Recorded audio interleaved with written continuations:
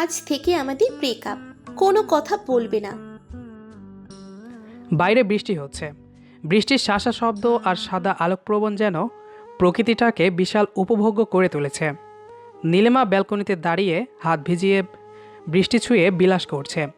ওর হাতের রঙিন চুড়িগুলো বৃষ্টির শব্দের প্রবণের ঝনঝন আওয়াজ আমার কানে এসে পড়ছে। আমি ওর পাশে এসে দাঁড়ালাম।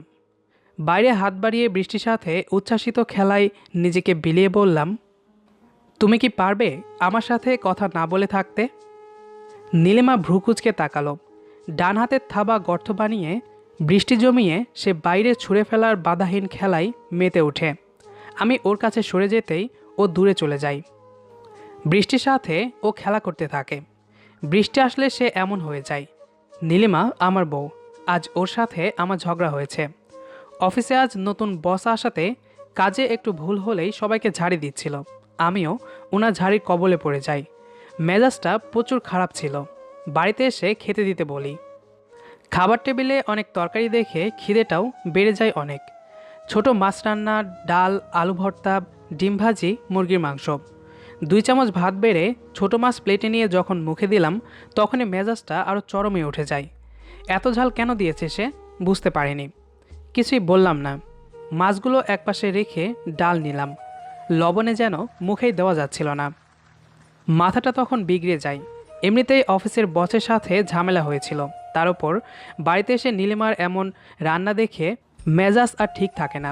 খাবার প্লেটটা জোরে টেবিলে আসা দিতেই নীলিমা বলল, কি হয়েছে? এমন করছো কেন? কি রান্না করেছ? আসলে ভুলের সব হয়ে গেছে। তুমি তো জানোই এখনো ঠিকমতো রান্না করতে পারি না আমি। পারো না তো রান্না করতে বলে কে তোমার? খুব ইচ্ছে করে তোমাকে রেঁধে খাওয়াতে।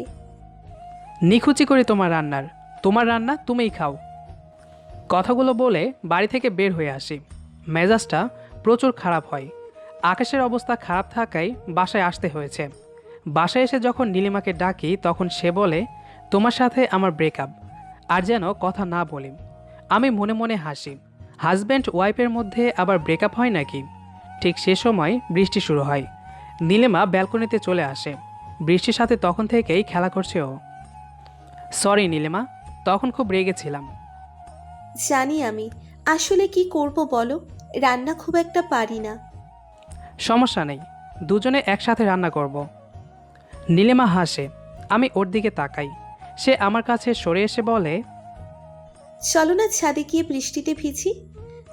যদি জ্বর আসে? আসলে আসবে, চলো না প্লিজ।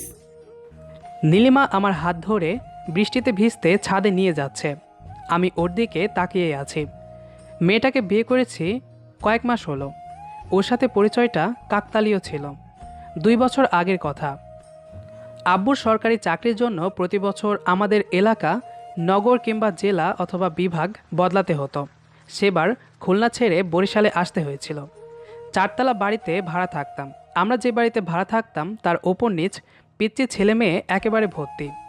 প্রায়শই দেখি পিচ্চিগুলো বৃষ্টি হলে বাড়ির সামনে অল্প জায়গাতে খোলা মাঠে বৃষ্টিতে খেলা করে। একদিন আমিও ওদের সাথে যোগ দেই। আস্তে আস্তে পিচ্চিদের সাথে আমার বৃষ্টিতে ভিজে খেলা করার সময়গুলো বেড়ে যেতে থাকে। আর সকাল থেকে যেন আকাশ ওর কালো রং ধারণ করে জানান দিচ্ছে বৃষ্টি আসবে। পিচ্চিগুলো আমাকে ডেকে মাঠে চলে যায়। আমিও কিছু সময় পর ওদের কাছে যাই। তখনই বৃষ্টি শুরু হয়। বৃষ্টিতে ভেজা একটা অন্যরকম অনুভূতি, তাই না? সেই সকাল থেকেই টুপটুপ করে বৃষ্টি পড়ছিল। অন্যান্য দিনের চেয়ে আজকের আবহাওয়াটা অন্যরকম। তার চেয়ে আজকের বৃষ্টিটাও অন্যরকম। ঝিরিঝিরি করে পড়ছে। অন্যদিন বৃষ্টির সাথে দমকা হাওয়া বয়ে বেড়ায়, আর সেটা হচ্ছে না। পিচ্চিদের সাথে ভিজছি। ঠিক তখনই একটা মেয়ে ছাতা মাথায় দিয়ে এসে ওই কথাটা বলল। বৃষ্টিতে ভেজা একটা অন্যরকম অনুভূতি, তাই না? আমি কিছুই বললাম না। পিচ্চি ছেলেগুলোর সাথে ছেলে মানুষই করতে থাকলাম। কাদা ছোড়াছুড়ি করতে থাকলাম। আমি জোরে ছুড়লে পিচ্চিরাও জোরে আমার দিকে কাদা ছুটতে থাকে। অদ্ভুত আপনি। কি আনন্দে পিচ্ছি ছেলেদের সাথে বৃষ্টিতে ভিজছে। মেয়েটা যখন হিহি করে হাসলো তখন এক নজর তাকালাম। বর্ষামুখের দিনে এমন একটা মেয়ে চেনা নেই জানা নেই আমার সাথে কথা বলছে। মনে হচ্ছে খুব পরিচিত। আমি তো জানি মেয়েরা নিজে গায়ে পড়ে কথা বলতে আসে না, তবে এই মেয়েটা মনে হচ্ছে একটু অন্যরকম। এখানে এসেছি মাসখানেক হয়েছে, আগে কোনোদিন দেখিনি তাকে। আমি একটু থেমে যেয়ে বললাম, বৃষ্টিতে কখনো এইভাবে ভিজেছেন? বৃষ্টিতে ভিজেছি অনেক, তবে এইভাবে আপনার মতো ভিজিনি। জানালার পাশে দাঁড়িয়ে দুহাত বাড়িয়ে বৃষ্টির জল স্পর্শ করছিলাম, ঠিক তখনই আপনাকে দেখতে পাই ওই ছেলেগুলোর সাথে বৃষ্টিতে ভিজছেন। কেন যেন কৌতূহল জাগলো খুব কাছ থেকে আপনাদের আনন্দটুকু উপলব্ধি করার, তাই ছাতা মাথায় দিয়ে চলে এসেছি। মেয়েটি একটানা কথাগুলো বলে শেষ করলো। আমি আবারও পিচ্চিদের সাথে খেলতে লাগলাম। আমি ছুটছি, ওরা আমাকে ধরছে, কাদায় পড়ে যাচ্ছে, না ধরতে পারলে কাদা ছুঁড়ে মারছে। কয়েকজন পিচ্চি তো দূর থেকে দৌড়ে এসে সরাত করে পা পিছলিয়ে গড়িয়ে যাচ্ছে অনেক দূর। আমিও ওদের দেখা দেখি অনেকবার করলাম। পরে যখন বুঝলাম জোরে এসে পড়ার কারণে পিছন ব্যথা হয়ে যাচ্ছে, তখন থেমে ওদের খেলা দেখছি। কি নাম আপনার? মেয়েটা আমার পাশে এসে হাসি হাসি মুখে প্রশ্নটা করে। জি, আমি তানভীর। এইভাবে ছেলে মানুষই করে বেড়ান? জানেন আপনারা যা পারেন তা আমরা পারি না। আমি মেয়েটির কথা বুঝলাম না, কি বোঝাতে চেয়েছে মেয়েটি। আমি চুপচাপ দাঁড়িয়ে রইলাম। আমি প্রশ্নসূচক দৃষ্টিতে তাকাতেই বলল, ছেলেরা একটা স্বাধীনভাবে চলাফেরা করতে পারে, আমরা মেয়েরা তা পারি না। আমাদের প্রত্যেকটা কাজে জবাবদিহি করতে হয়। তা অবশ্য ঠিক। জানেন, আমারও এখন বৃষ্টিতে ভিজতে ইচ্ছে করছে, কিন্তু মেয়েটি পুরো কথাটা শেষ করলো না, অসম্পূর্ণভাবেই কথাটা রেখে দিল। আমি আবারও ওর দিকে তাকাই। চোখ দুটো কেমন যেন ভীষণ মায়াবী ওর। ওর চোখের নিচে একরাশ কালো মেঘ জমে আছে আজকের আকাশের মতো। আমি বললাম, কিন্তু স্বাধীনতার না থাকার কারণে পারছেন না? হুম। আমি আর কিছু না বলে দুহাত বাড়িয়ে চোখ দুটো বন্ধ করে আকাশের দিকে মুখ করে রাখলাম। বৃষ্টির ফোঁটা আমার মুখে এসে পড়ছে। আমি মাঝে মাঝে হাঁ করে বৃষ্টির ফোঁটা মুখে পুড়ে নিচ্ছি। আমি বুঝতে পারছি মেয়েটা আমার দিকে অবাক চোখেই তাকিয়ে আছে। বৃষ্টিতে কখনো কেঁদেছেন? আমি ওর দিকে তাকালাম, কেমন যেন শরীরটা নেড়ে উঠতে লাগলো। আমি বিমূঢ় দৃষ্টিতে তাকালাম মেয়েটির দিকে। বিষণ্ণ একটা ছাপ যেন জানান দিচ্ছে সে প্রতিরোধ। আমি মুচকি হেসে বললাম, না, কাঁদিনি। আপনি কেঁদেছেন? হ্যাঁ, অনেকবার কেঁদেছি। আপনার কি ভীষণ দুঃখ? কেন বলুন তো? আমি তো জানি, যারা বুকে কষ্ট নামের শব্দটা চাপা দিয়ে হাসি খুশি চলাফেরা করে তারা নীরবে বৃষ্টিতে কাঁদে। এবার মেয়েটি চুপ হয়ে গেল। আমার বুঝতে বাকি রইল না ওর মুখে কালো মেঘের মানেটা কি। আমি আবারও আকাশের দিকে তাকালাম, তবে এবার হাত ছাড়িয়ে নয়। আকাশের দিকে তাকিয়ে জমে থাকা মেঘের সাথে অগোছালো কথা বলার মনে মনে চেষ্টা করতে থাকি। আমি ওর দিকে তাকিয়ে বললাম, আপনার নাম জানা হয়নি। নীলিমা। ভিজবেন বৃষ্টিতে? বাসায় বকা দিবে। তাহলে ঠিক আছে, ভিজার দরকার নেই। তবে বকা খেলে শুনেছি মানুষ মোটা হয়। আপনি তো চিকন, দেখেন একটু বকা খেয়ে মোটা হতে পারেন কি না। নীলিমা শব্দ করে হাসি দেয়, ওর দাঁতগুলো চিকন। আমার এমন মজা করা কথা বলাই মেয়েটা যে হাসবে তা জানা ছিল না। মেয়েরা সুন্দরী হয়, তবে গায়ের রঙে নয়। মেয়েরা সুন্দরী হয় ওদের হাসিতে, চুলের অপ্রতিরোধ্য প্রবাণে, চোখের মায়াতে, টোল পড়া গালে। তারা সুন্দরী হয়। আমি আবার ছেলেগুলোর সাথে দুষ্টমি করতে থাকলাম। ঠিক কিছুক্ষণ পর দেখি নীলিমা ছাতা বন্ধ করে আমার পাশে এসে দাঁড়ালো। আমি কিছু বলতে যাব, তখনই সে বলে, আমি ভিজবো বৃষ্টিতে, একটু কাঁদবো। কেন কাঁদবেন? মন হালকা করার জন্য। কি এমন কষ্ট আপনার? থাক না ওইসব কথা, এখন যে কাঁদতে চাই আমি। সবার জীবনে কিছু না কিছু কষ্ট থাকে। কেউ প্রকাশ করে আর কেউ প্রকাশ করে না। আর যারা প্রকাশ করে না তারা নীরবে রাতে বালিশ ভিজায়, বৃষ্টি এলে বৃষ্টিতে কান্না করে। আমি কাঁদি না, ছেলেদের কাঁদতে হয় না। লাবণী যেদিন আমাকে ছেড়ে চলে যায়, কই, আমি তো সেদিন কাঁদিনি। সে বলেছিল আমাকে ছাড়া সে ভালো থাকতে পারবে না, কিন্তু সে ঠিকই ভালো থাকে। কেবল আমি পারতাম না ভালো থাকতে। সে বারবার বলতো তোমাকে ছেড়ে কখনোই যাব না, কিন্তু সে ঠিকই চলে গিয়েছিল আমার থেকে ভালো কাউকে ডিজার্ভ করতো বলে। পাশে দাঁড়িয়ে থাকা মেয়েটার গল্পটা হয়তো এরকম। তাকেও কোনো ছেলে ছেড়ে চলে গিয়েছে। মানুষ কতটা বৈচিত্র্যময়, কেউ পেয়ে কষ্ট দেয়, আবার কেউ হারিয়েও কষ্ট দেয়। কেউ কষ্টগুলো প্রকাশ করে, কেউ করে না। একটা পিঁপড়ে যেমন কামড় দিলে আমরা শত শত পিঁপড়েদের চেপে মেরে ফেলি, তেমনি কয়েকজন ছেলে মেয়েদের জন্য আমরা বলি সবাই এরকম। এটাই মানুষের বৈচিত্র্যের পরিচয়। আমি নীলিমার দিকে তাকিয়ে মুচকি হেসে বলি, চলেন আমিও কাঁদবো আপনার সাথে। আপনি কেন কাঁদবেন? আমারও ইচ্ছে হচ্ছে। আপনারও কি কষ্ট আছে? আমি চুপ হয়ে গেলাম। কি বলবো ভেবে পাচ্ছি না। ওই যে বললাম, কেউ প্রকাশ করে আর কেউ প্রকাশ করে না। আমিও সেই দলের একজন। আমি আবারও মুচকি হাসলাম। নীলিমার দিকে তাকিয়ে বললাম, চলেন কাঁদি আর পুরনো স্মৃতি স্মরণ করি। হ্যাঁ চলুন। এরপর দুজনেই হাত মেলে আকাশের দিকে তাকিয়ে স্মৃতিগুলা স্মরণ করে কাঁদতে থাকলাম। আমি কেঁদেছি কি না জানি না, তবে লাবণীর বলা কথাগুলো খুব করে মনে পড়তে থাকে। প্রায় অনেকক্ষণ পর নীলিমাকে জিজ্ঞেস করলাম, মন হালকা লাগছে আপনার? হ্যাঁ, অনেকটা। আরও হালকা করতে চান? কিভাবে? দুহাত মেলে এবার চিৎকার করে বলুন, আই হেট ইউ। নীলিমা আমার দিকে বেশ কিছুক্ষণ অবাক দৃষ্টিতে তাকিয়ে থাকলো। মনে হচ্ছে কি বলবে ঠিক ভেবে পাচ্ছে না। হয়তো সে ভাবছে ছেলেটা কি সব কিছু বুঝে ফেলেছে। আমিও দৃষ্টি পড়ার চেষ্টা করলাম, কিন্তু সেই ভাষা যে বড্ড কঠিন। কারো মনের অনুভূতি, অব্যক্ত কথা, দৃষ্টির আহ্বান বুঝতে হলে তো তার খুব কাছের একজন হতে হয়। আমি তো সেরকম কেউ না, তাই হয়তো বুঝতে পারছি না। আমি আর কিছুই বললাম না, নিজের দুহাত মেলে চিৎকার করে বলতে লাগলাম, আই হেট ইউ। একবার দুইবার এইভাবে অনেকবার বললাম। এরপর পাশ থেকে শব্দ শুনতে পেলাম, I hate you, I hate you, I hate you. আমি শুনতে লাগলাম। মেয়েটি থামছে না, কাঁদতে কাঁদতে বলছে থামার নাম নেই। এক পর্যায়ে মাটিতে বসে উচ্চস্বরে কাঁদতে লাগলো, হাতের মাঝে মুঠ গুজে। কাঁদুক মেয়েটা, আজ যে কাদার দিন। না, আর কিছুই বলবো না মেয়েটিকে। আমি হাঁটা দিলাম। এরপর থেকে প্রায়শই মেয়েটার সাথে আমার দেখা হতে থাকে।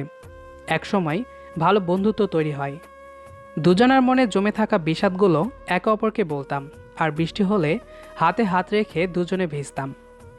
নীলিমাকে ভালোবেসেছিলাম কি না জানি না, তবে সেদিন মনের অনুভূতিগুলো ছন্নছাড়া হয়ে নিজের অনুকূল হারিয়ে ফেলেছিল।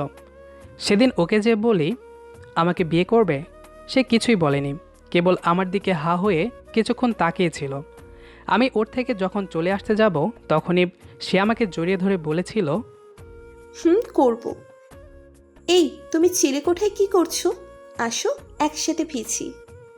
নীলিমার কথা শুনে কল্পনা থেকে বাস্তবে ফিরলাম। ও আজ সাদা জামা পরেছে, ঘন কালো চুলগুলো বৃষ্টির ফোঁটায় ভারী হয়ে যেন আনন্দের গান গাইছে। সে হাত মেলে আকাশের দিকে তাকিয়ে বৃষ্টিতে ভিজছে। মাঝে মাঝে খুশিতে ঘুরে ঘুরে নেচে উঠছে ও। বৃষ্টির প্রকোপতা যেন বাড়তে থাকে। আমি ওর সামনে যেয়ে দাঁড়ালাম। নীলিমা আমার খুব কাছে এসে দাঁড়িয়েছে। আমার দুই পায়ের পাতায় পা তুলে আমার গলা জড়িয়ে ধরে। আমি ওর কোমরে হাত রেখে ওর চোখের দিকে তাকালাম। সে মাথা উঁচিয়ে আমার চোখের দিকে তাকিয়ে আছে। এ যেন এক ভালোবাসার দৃষ্টিগোচর আলাপন। বয়ফ্রেন্ড আছে? কয়েক মাস হলো পড়াশোনাটা শেষ করেছি। শান্তিমতো একটু বেড়াতে পারবো এই ভেবে অনেক খুশি ছিলাম, কিন্তু আমার শান্তির বস্তায় অশান্তির গরম পানি ফেলতে আম্মু খুব উঠে পড়ে লেগেছে। মানে আমাকে বিয়ে দেওয়ার জন্য এক প্রকার তৃতীয় ঘরোয়া বিশ্বযুদ্ধ বাঁধিয়ে দিচ্ছে। এত বলছি, আম্মু আমি এখন বিয়ে করতে পারবো না, তবুও কে শোনে কার কথা। রুমে শুয়ে শুয়ে গেমস খেলছিলাম। আম্মু এসে বলে, তানভীর, তোর কি কোনো মেয়ে পছন্দ আছে নাকি? কেন আম্মু, আব্বুকে কি আবার বিয়ে দিবা নাকি? শয়তান ছেলে কোথাকার! তোর আব্বুর বিয়ে তাই না? তোকে দিব। বল, কোনো মেয়ে পছন্দ আছে কি না? পড়ার চাপে যেভাবে রাখছিলে তা মেয়েদের দিকে তাকানোর সুযোগ পাইনি। আর পছন্দ তো টেকনাফ থেকে তেঁতুলিয়া অবধি দূরের ব্যাপার। আর প্রেম খালি স্বপ্নেই করেছি আম্মু। হই চুপ হারামি, এত কথা শুনতে চাইছি? আচ্ছা বাবা, তোর তো পছন্দ নেই কোনো, তাহলে চল আগামীকাল আমার এক বান্ধবীর মেয়েকে দেখে আসি। দেখতে ভালোই। চল না বাবা। আচ্ছা দেখো, তোমরা যা ভালো মনে করো। ইঞ্জিনিয়ারিংয়ে পড়ার ফলে কপালে একটা মেয়েই জুটেনি। পড়া চাপে সময় ফুস করে ঢুস হয়ে যেত, তাই মেয়ের দিকে তাকাতামও না। আর প্রেম, মাঝে মাঝে পড়ার চাপ কমলে আরামে ঘুমাতাম। আর সেই আরামের ঘুমের মধ্যে কত যে হলিউড নায়িকাদের সাথে প্রেম করেছি। আহ, ভাবলেই বুকের ভেতর শিউলি ফুল ফোটে, মন চাই খালি স্বপ্ন দেখি। কিন্তু ওই যে পড়া। আজ বিকালে আসলাম আম্মুর বান্ধবীর বাসায়, মানে আমার আপকামিং শ্বশুর বাসায়। কারণ আম্মু যা বলবে তাই করবে, সব শ্বশুরবাড়ি বলাটাই স্বাভাবিক। আমি, আব্বু, আম্মু আর ছোট বোনকে নিয়ে সোফায় বসে আছি। আর ওপাশে হয়তো আম্মুর বান্ধবী, ওনার বর বসে আছে। কেমন আছেন বিআই সাহেব? আরে, এখনো বিয়েই করলাম না আর বলে কিনা বিআই সাহেব। জি ভালো। আপনারা কেমন আছেন? আমরা ভালোই আছি। তা বাবা তানবীর, তুমি কেমন আছো? জি আঙ্কেল, ভালো আছি। তা শিমলি, তোর মেয়েটাকে নিয়ে আয় যা। আনছি।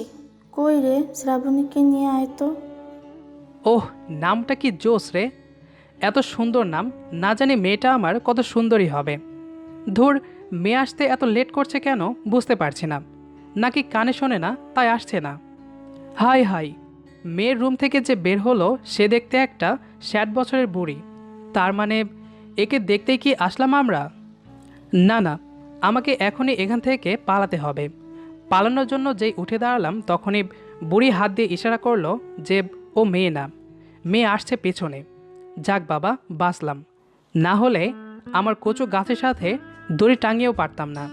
যাক, অবশেষে ইয়া লম্বা একটি ঘোমটা দিয়ে মেয়ে আসলো। সবাইকে এসে চা দিতে লাগলো। আমাকে দেওয়ার সময় মেয়েটা একটু স্থির হয়েছিল। তোমার নাম কি মা? যদিও নামটা জানে আব্বু, তবুও ফর্মালিটিসের জন্য জিজ্ঞেস করলো মেবি। জি, শ্রাবণী। জান্নাতুল ফেরদৌস জাহান শ্রাবণী। ওরে বাপরে, এত সুন্দর নাম তো খান পরিবারেও ছিল না। নামটা কিন্তু সেই সুন্দর। রান্না করতে পারো তো মা? জি। ছোট বোন বলল, গান গাইতে পারেন? কি প্রশ্ন রে বাবা! তোমার ঘোমটাটা একটু সরাও না মা। যাক বাবা, অবশেষে খান আলমের নামের গুণধরনের চেহারাখানা দেখতে পারবো।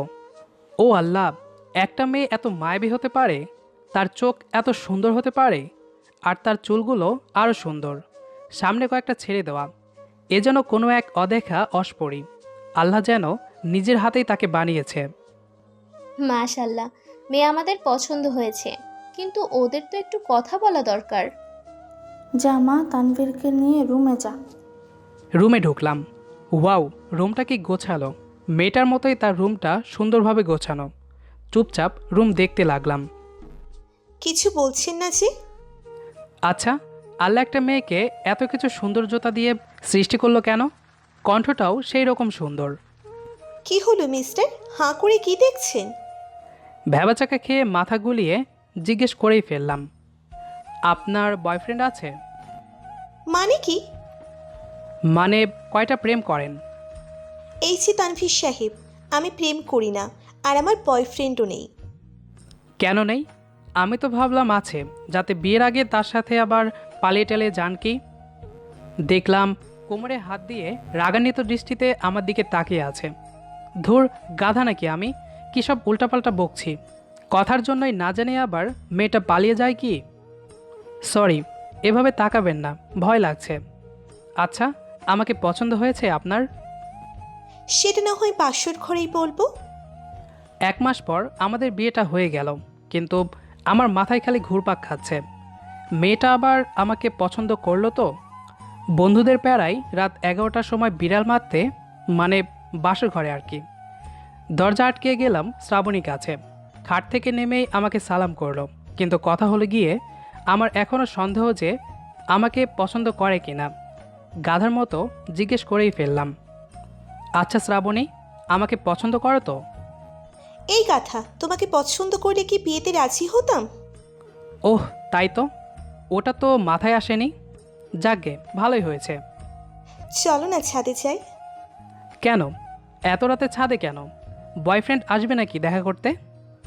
আরে ধুর হাদারাম, ছাদে বসে চাঁদ দেখব। ও, যাচ্ছি ছাদে, আমি আর আমার বউ। আপনারা দোয়া করেন যেন অনেকগুলো বেবি হয় আমাদের। আমাদের আজকের গল্পটি 2টা গল্প দিয়ে সাজানো হয়েছে। তো আপনার কাছে কোন গল্পটি বেশি ভালো লেগেছে সেটি অবশ্যই কমেন্ট করে জানাবেন। দেখা হবে আবারও নতুন কোনো গল্প নিয়ে। সে পর্যন্ত আমাদের সাথেই থাকবেন। ধন্যবাদ সবাইকে।